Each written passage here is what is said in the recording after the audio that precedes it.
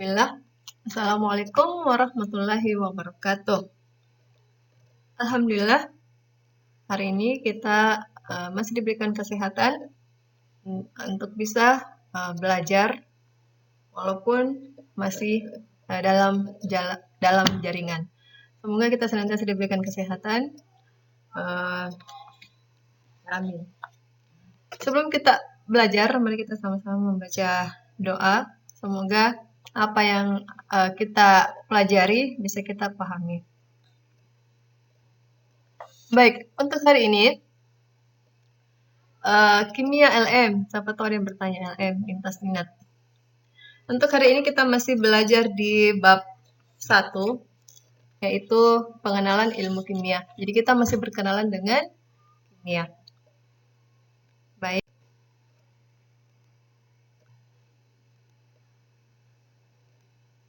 Iya, hakikat kimia. Jadi pekan lalu kita sudah mempelajari apa itu hakikat kimia.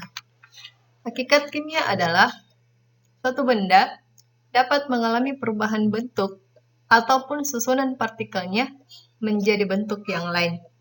Sebagaimana pekan lalu kita sudah jelaskan bahwa kimia itu adalah ilmu yang mempelajari tentang materi, meliputi susunan, struktur, sifat, perubahan materi, dan energi yang menyertainya. Bahkan kita sudah juga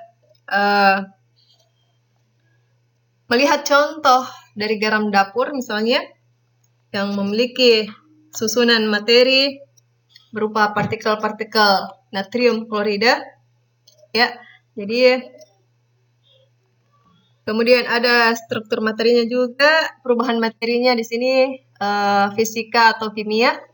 Untuk natrium klorida, dia memiliki perubahan fisika, ya, karena dia tidak berubah. Walaupun dia dipanaskan, dia tetap natrium klorida, tetap garam, tidak menghasilkan senyawa yang baru. Kalau dia menghasilkan zat baru, itu yang disebut dengan perubahan kimia. Tapi kalau dia tidak menghasilkan zat baru, itu adalah perubahan fisika. Ya. Baik, kita masuk ke peran kimia. Peran kimia berperan dalam berbagai bidang. Di sini kita bisa lihat di antaranya bidang pertanian. Contohnya adalah pupuk. Ya, untuk bidang pertanian contohnya adalah pupuk. Kemudian untuk bidang kedokteran, mengidentifikasi senyawa penyebab infeksi dalam sampel darah. Ya, ini misalnya darah, ya. Diidentifikasi dia menggunakan bahan kimia untuk mengidentifikasi kira-kira penyebab infeksinya itu apa. Kemudian ini salah satu contoh. Kemudian peran kimia dalam bidang farmasi, jelas ya, obat-obatan. Jadi obat-obatan yang ada sekarang di masyarakat, itu juga peran kimia dalam situ ada dalam farmasi. Kemudian dalam bidang biologi, ya ternyata kimia juga berperan dalam bidang biologi. Ya, misalnya menjelaskan proses fotosintesis tumbuhan. Ya, jadi misalnya menjelaskan proses fotosintesis tumbuhan. Nah, untuk ini melibatkan zat-zat kimia juga. Kemudian peran kimia dalam bidang industri minyak. Ya, dalam industri minyak contohnya adalah bahan bakar. Bahan bakar yang kita pakai, misalnya bensin, ya, itu adalah kimia juga. Dalam bidang ilmu forensik, ya, jadi sidik jari. Di sini biasanya bahan kimia digunakan untuk pada sidik jari untuk mengidentifikasi dari seseorang. Ya. Kemudian industri pangan. Ya, untuk industri pangan contohnya itu pengawet, ya, ataukah zat aditif pada makanan. Nah, ini peran kimia dalam industri pangan. Kemudian industri tekstil. Ya, pakaian ya. Biasa ya pewarna pakaian. Jadi beda pewarna makanan, beda pewarna pakaian. Selanjutnya perikanan dan kelautan. Nah, ini contoh peran kimia di sini adalah analisis kualitas air. Jadi kita dengan menggunakan kimia kita bisa menganalisis kualitas air kira-kira cocok untuk ya ikannya cocok tidak atau tidak atau ikannya cocok tidak dengan airnya atau bagaimana. Jadi kita pakai di sini juga. Masih banyak lagi ya. Kalau bidang seni ya misalnya cat ya, menghasilkan cat. Kemudian misalnya bidang elektronika, itu contohnya peran kimia di situ di bidang elektronika adalah microchip. Ya. Di microchip itu ada unsur silikon. Ya, tentunya silikon itu ya bagian dari kimia. Ya, kita lanjut. Itu tadi beberapa peran kimia dalam berbagai bidang. Tentunya masih ada bidang yang lain. Metode ilmiah. Jadi di bab 1 ini kita mempelajari juga metode ilmiah. Metode ilmiah itu adalah proses ilmiah dengan menggunakan langkah-langkah ilmiah. Nah, apa saja itu? Yang pertama adalah identifikasi dan perumusan masalah. Jadi, sebelum kita menyusun suatu misalnya penelitian atau apa, maka yang pertama adalah identifikasi atau perumusan masalah. Jadi ada masalah yang akan kita cari. Ada masalah yang akan dipecahkan atau Kemudian studi pustaka.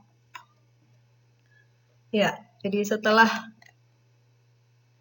identifikasi dan perumusan masalah, yang kedua adalah studi pustaka atau penyusunan teori. Ya, teorinya sumbernya dari mana?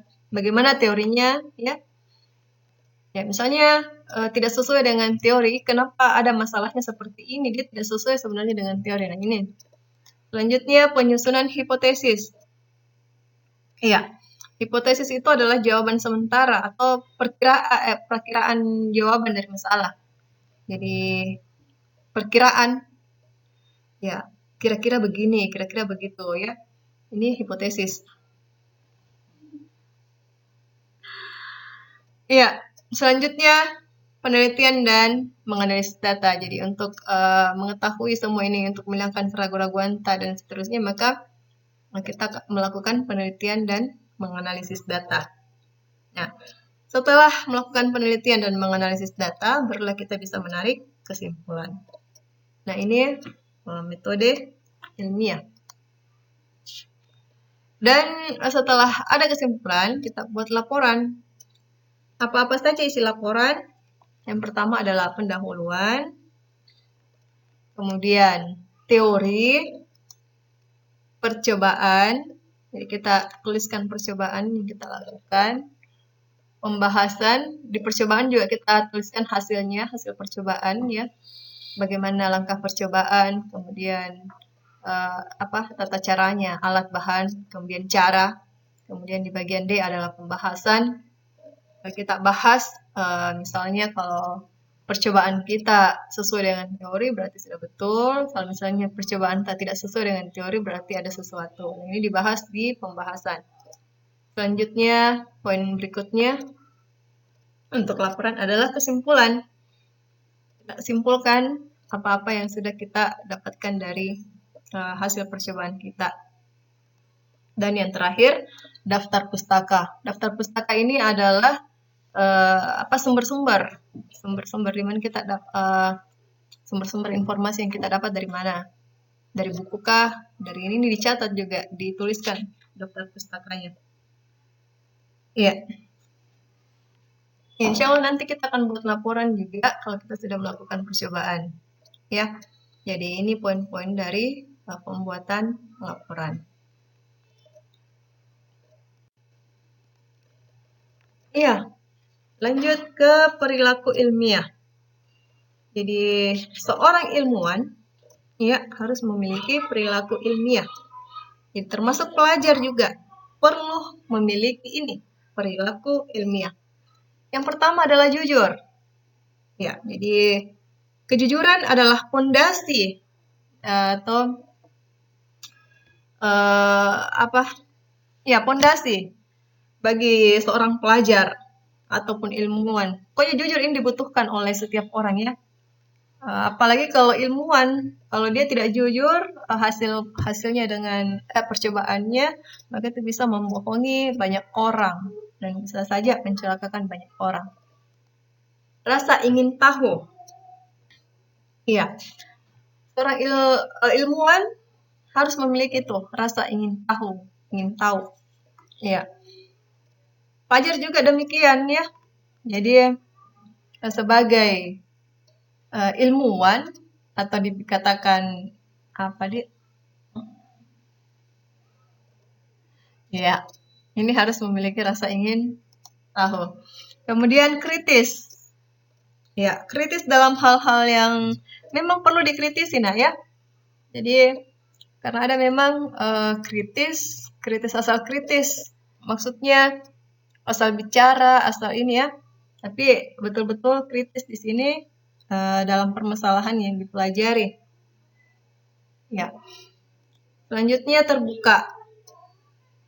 Terbuka di sini maksudnya kita bisa menerima pendapat orang lain ya. Jadi jangan mau pendapat kita saja yang benar, tapi kita harus menerima juga pendapat orang lain. Objektif.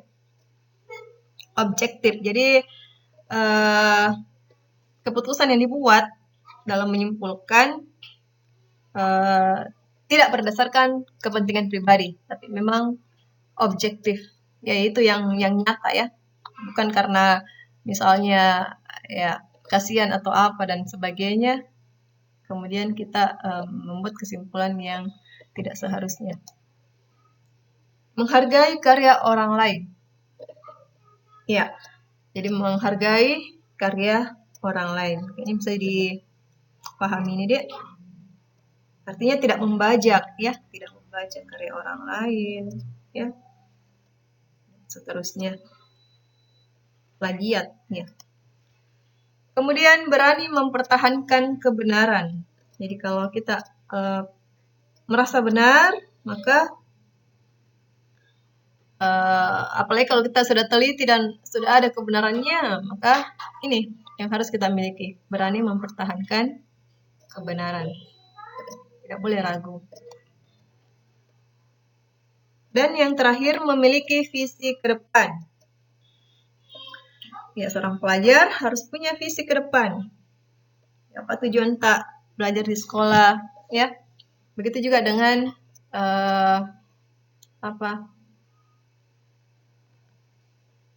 ilmuwan. Jadi harus memiliki visi ke depan. Yang mudah-mudahan dipahami. Selanjutnya kita masuk ke keselamatan kerja di laboratorium.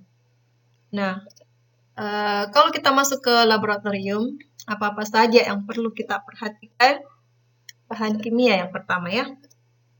Karena banyak bahan-bahan kimia di laboratorium yang tidak seperti bahan di rumah ya, atau ya misalnya teh, gula dan sebagainya, tapi ini di laboratorium ada bahan-bahan yang berbahaya, yang mudah meledak dan seterusnya. Yang mana saja itu? Ayo kita lihat. Ini dia. Yang pertama, bahan kimia yang mudah meledak. Contohnya logam natrium. Ini logam natrium kalau kita simpan di air itu meledak.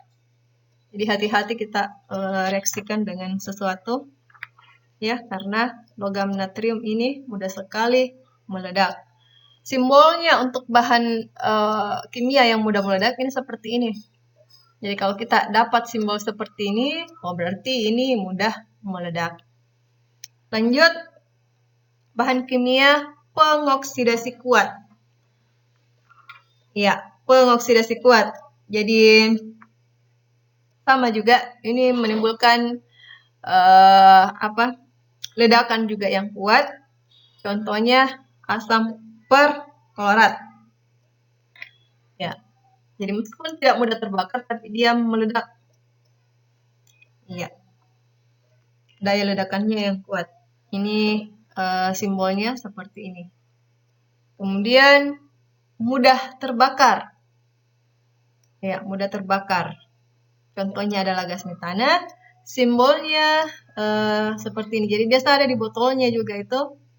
Ya, berarti ini adalah mudah terbakar. Kemudian bahan kimia beracun. Ya, bahan-bahan toksik ya. Contohnya ini simbolnya seperti ini. Tengkorak. Ya. Kemudian bahan berbahaya. Ini amonia. Amonia itu baunya tajam. Nah, ini. Jadi hindari untuk menghirup ya dari gas ini. Ya. Makanya nanti kita masuk ke keselamatan kerja ini berbahan kimianya amonia. Ya, simbolnya seperti ini, tanda silang. Kemudian bahan kimia yang bisa membuat iritasi, contohnya piridin. Simbolnya seperti ini ya. Di bahan-bahan kimia yang ada simbol seperti ini berarti dia membuat iritasi pada kulit, misalnya memerahkah. Ya. Ini bedanya, kalau yang bahan berbahaya agak tebal silangnya. Kalau yang iritasi agak tipis silangnya. Dan yang terakhir, bahan kimia yang korosif, ya, bisa membuat korosif, atau dapat merusak jaringan. Ya. Ini contohnya asam sulfat, dan simbolnya seperti ini. Banyak contoh-contoh yang lainnya. Ini hanya beberapa satu saja contoh. Nah, jadi kalau kita menemukan simbol-simbol seperti ini, maka berhati-hati dengan bahan-bahan ini. Ya, tentunya berhati-hati ya, tidak boleh sama sekali, tapi tidak dikatakan tidak boleh sama sekali, tapi kita harus memperhatikan keselamatan kerja bila menggunakan bahan-bahan yang berbahaya. Jadi misalnya kalau dari baunya, maka kita harus pakai masker ya, baju lab dan seterusnya. Ya, kita masuk di berikutnya. Dan cara kerja. Ya, seperti yang saya katakan tadi bahwa karena di laboratorium itu banyak bahan-bahan yang tidak bisa langsung disentuh tangan ya, ada yang bisa membuat iritasi, ada yang ya dari baunya saja itu sudah menyengat ya, yang bisa membuat itu. Maka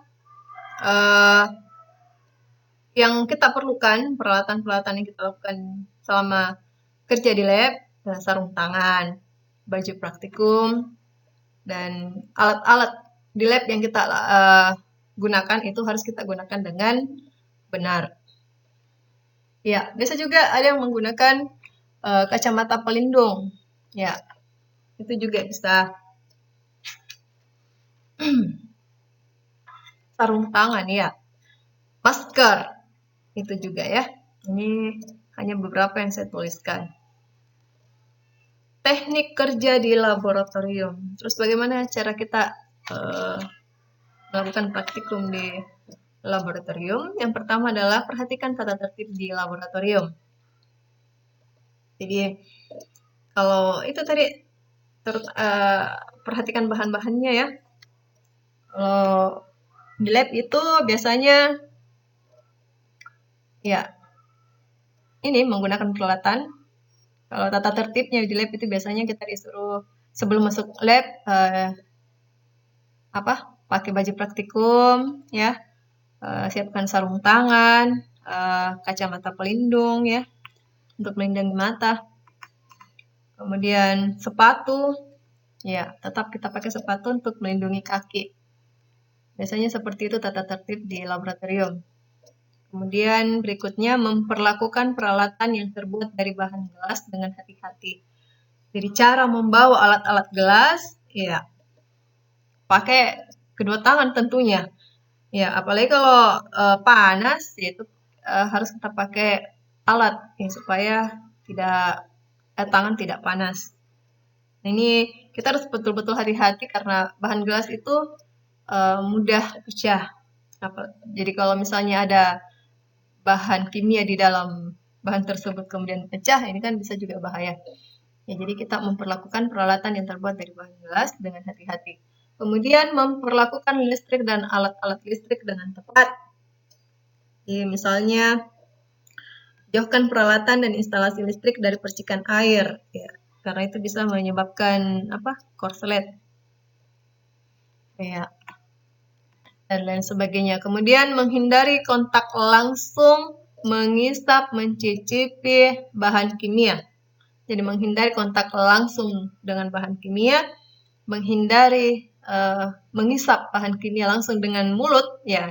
Ini ya biasanya ada alat pengisap di laboratorium, yaitu kita pakai, jangan pakai mulut. Kemudian mencicipi bahan kimia juga tidak diperbolehkan, ya. Karena ada bahan kimia yang sifatnya panas. Kemudian selanjutnya memindahkan cairan kimia dengan menggunakan batang pengaduk dengan mengalirkannya. Ini salah satu contohnya juga ya, teknik kerja di laboratorium. Jadi kalau kita memindahkan cairan kimia jangan langsung dituang, tapi gunakan batang pengaduk, kemudian alirkan itu air dari batang pengaduk masuk ke gelasnya. Jadi jangan langsung dituang. Nah, ini beberapa teknik kerja di laboratorium. Dan untuk hari ini terima kasih. Cukup sekian. Mudah-mudahan bisa dipahami. Kalau ada pertanyaan, silahkan dikirimkan di grup. Iya. Terima kasih. Barakallahu fikum. Assalamualaikum warahmatullahi wabarakatuh. Tadi jelaskan, jadi